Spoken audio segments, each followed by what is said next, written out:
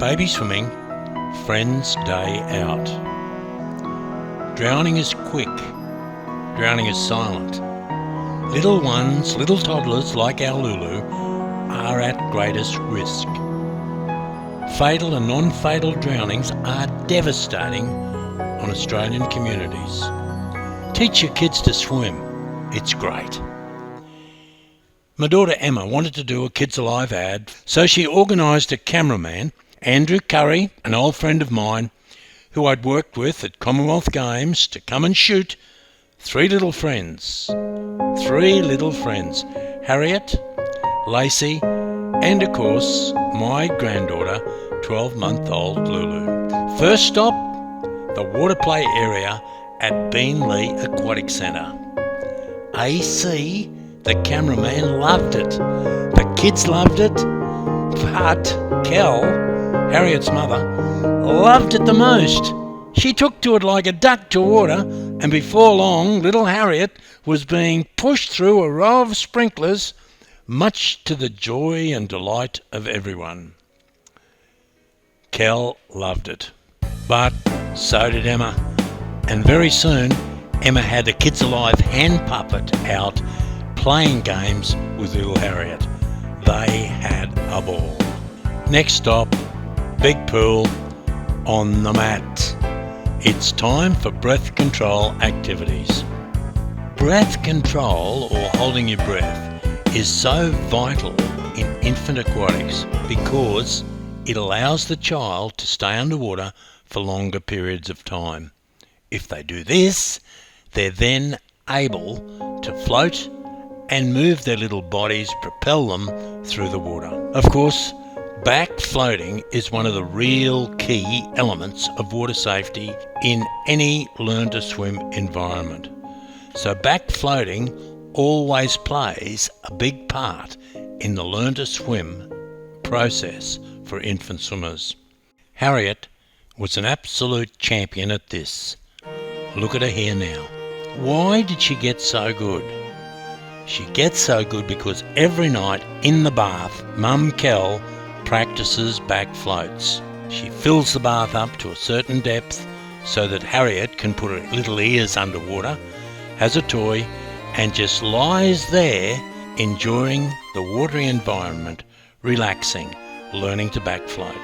Bathtubs can be a great place to practice little swimming lessons. However, they're also very, very dangerous, and many tragedies have occurred in bathtubs.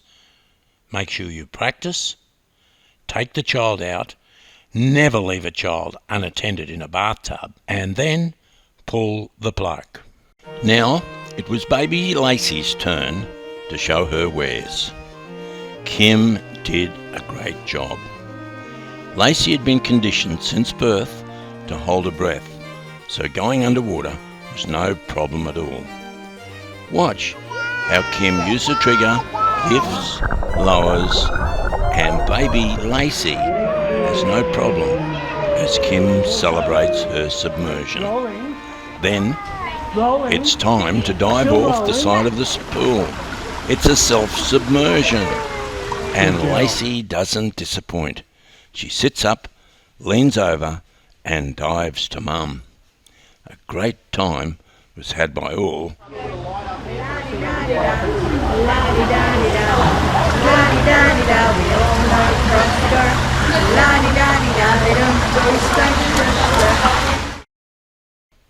Conditioning and mat diving are two very important skills in infant aquatics. Here, Kim, Lacey's mum, demonstrates how not to put the two together. Well done, Kim. That's good. Not to be outdone, Harriet scampers to the other side of the mat and dives in.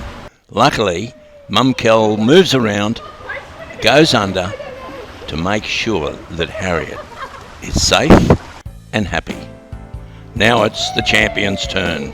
Here comes my granddaughter. Look at Lulu go. She dives in and swims to her mother.